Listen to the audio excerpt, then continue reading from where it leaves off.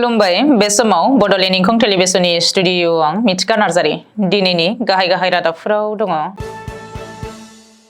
दिल्ली स्टेशनाव जिउ गोमानायनि बिबाङा सा 18 सिम बांबाय। गिबि मन्थ्रिया सोरखारि मावफारियाफोरनि थाखाय मोन 10 गेदेर खौरां फोसावदों। बिसिखौ बुथारनानै फिसाया थानायाव आखाइ दैखांदों। गिबि मन्थ्रिया फोरोंगिरिफोरनो एपइन्टमेन्ट लेटार रानदों। संकस दैमायाव आयेन बेरेखायै बाला अन्थाइ जावखांदों। अर्जुन बान्था देरहागिरि जयन्त तालुकदारखौ DSP महरै थिसनबाय। काछाराव जोनोम जागोदान गथ'सानि सह बोखांदों। थाव खावनायजों सोमोन्दो थानाय BJPनि सासे मावथिया खाजादों। दानिया फैदोनि आबुं रादाबाव।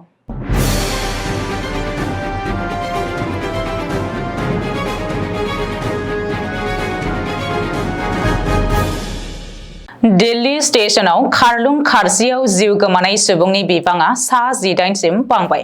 मख'नो गोनांदि थांनाय शुक्रबारखालि हर गेजेराव दिल्ली रेल स्टेशनाव जानाय खारलुं खारजियाव जिउ गोमानाय सुबुंनि बिबाङा सा 18 सिम बांबाय। बिसोरनि गेजेराव साथामा उन्दै खुदिया। दिल्ली रेल स्टेशननि 13 आरो 14 प्लेटफर्माव बे जाथाया जादोंमोन।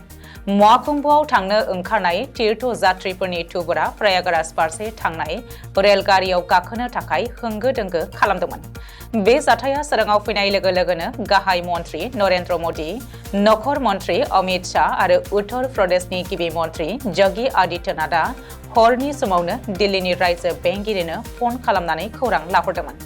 रिपर्ट बायदिब्ला प्रयागराज फारसे थांनाय गंनै रेलगारिया लेट जानायनि उनावनो स्टेशनाव थुबुर जानाय हान्थियारिफोरनि होंगो दोंगो आरो बिहिरखौ 13 आरो 14 प्लेटफर्माव कन्ट्रल खालामनो हायि थासारि जादोंमोन। बेनि उनावनो बे जाथाया जायो।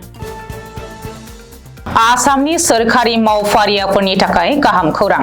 गिबि मन्थ्रि डक्टर हिमन्त बिश्व शर्माया रायजोनि सोरखारि मावफारियाफोरनि थाखाय माखासे गेदेर आरो गोनां खौरां फोसावदों। रायजोआव 1 एप्रिलनिफ्राय इउनिफाइड पेन्सन स्किमनि गोहोम गोग्लैगोन। बे खान्थिया मिरु सोरखारनि बिथोननि सायाव बिथा खालामनानै बाहायजागोन। बेनि गेजेरजों सोरखारि मावफारियाफोरा मोननै थाखोआव पेन्सन मोनगोन। जायफोर मावफारियाया 10 बोसोर साख्रि दङ बिसोरनो मोनसे नेम बायदि पेन्सन मोनगोन आरो 25 बोसोर साख्रि थानाय मावफारियाफोरा गुबुन मोनसे थाखोआव पेन्सन मोनगोन। सोरखारि मावफारियाया जाब्रबथायाव जिउ गोमायोब्ला बिनि नखरा 1 कौटि रां मदद मोनगोन। गुबुन फारसे जाब्रबथायनि अनगायै जायखिजाया जाहोनाव रुंसारि जायोब्ला 60 बोसोरसिम नखरा रोखोमसे दान बान्था मोनगोन।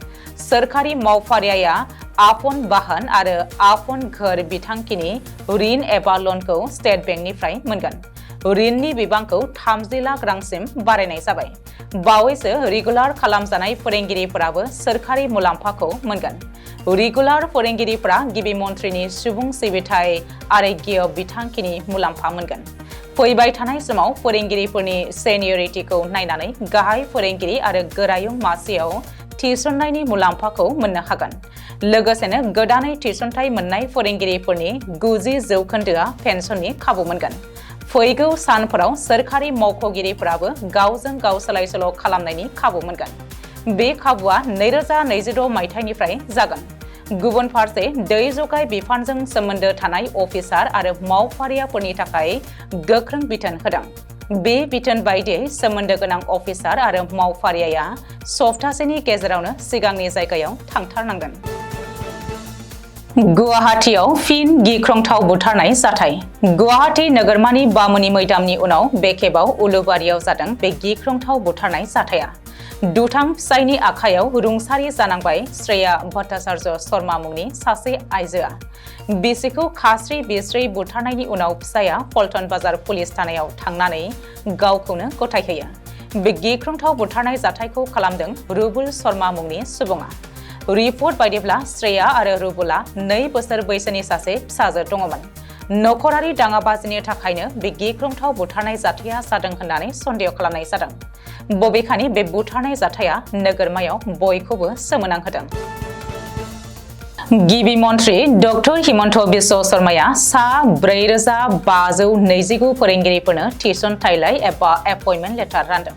गुवाहाटी नोगोरमानि श्रीमन्त शंकरदेव कलाक्षेत्रआव खुंनाय हाबाफारियाव गिबि मन्थ्रिया सेकेन्डारि स्कुलनि सा 4529 कन्ट्राक्चुएल फोरोंगिरिफोरनो थिसनथाइलाइ रानदों। बे हाबाफारियाव सोलोंथाइ मन्थ्रि डक्टर रनज पेगुजों लोगोसेनो सोलोंथाइ बिफाननि गोजौ थाखोनि गोबांसा अफिसारफोराबो बाहागो लादोंमोन। रिपर्ट बायदिब्ला बे हाबाफारियावनो रायजोनि गुबुन गुबुन फरायसालिमानि सा 58 एसिस्टेन्ट प्रफेसारफोरनोबो एपइन्टमेन्ट लेटार राननाय जायो।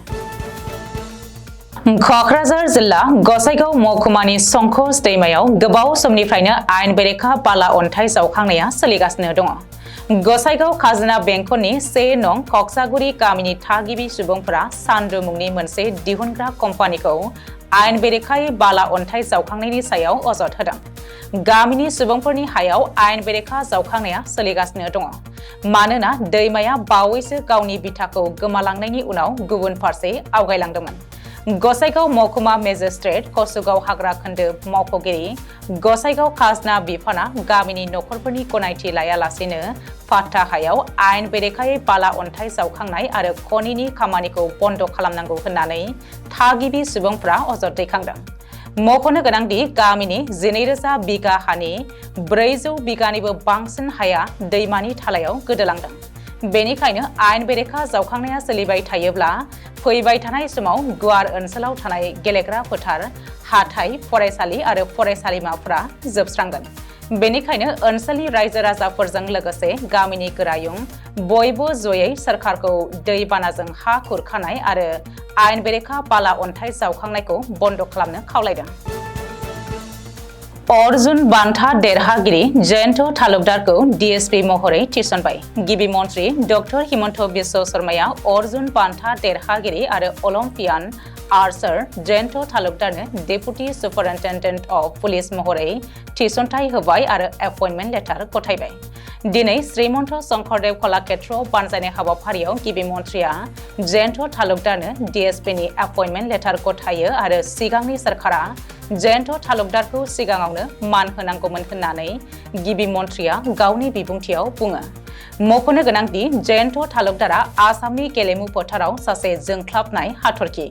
2004, 2006, 2009, 2010 आरो 2012 मायथाइया जयन्त तालुकदारनि सनानि बोसोरमोन।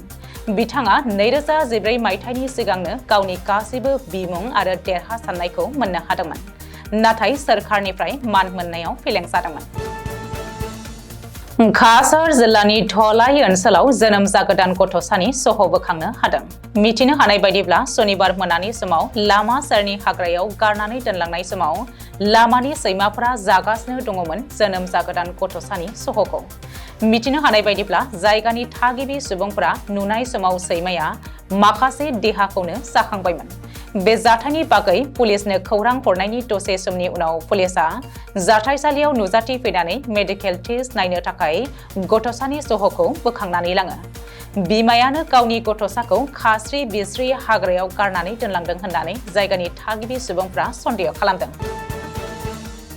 लखिमपुर जिल्लायाव पुलिसआ आयेननि बेरेखा थाव खावग्रा फालांगि खालामनायखौ नोजोर होनानै गोख्रों अपारेशन खालामदों, जेराव पुलिसआ बे खामानिजों थोंजों सोमोन्दो गोनां BJPनि सासे मावथि सोद्रोमाखौ खानो हादों।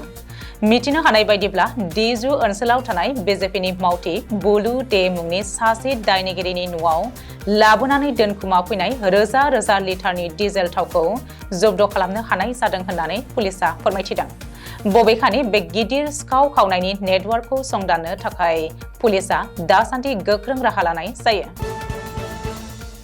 दिनैनि रादाबा एसेनोसै, गोजोन्थों।